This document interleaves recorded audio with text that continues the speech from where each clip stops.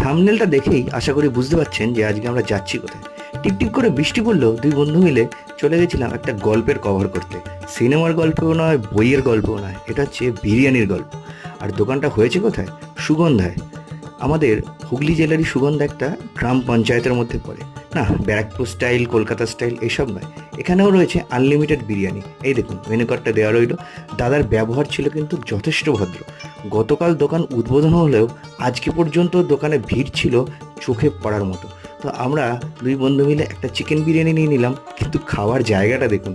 বৃষ্টির জন্য চায়ের দোকান তাড়াতাড়ি বন্ধ হয়ে যাওয়ায় দিল্লি রোডের ধারেই একটা চায়ের দোকানের পাশে মাচা মতো করা থাকে, যেখানে লোকে আড্ডা মারে।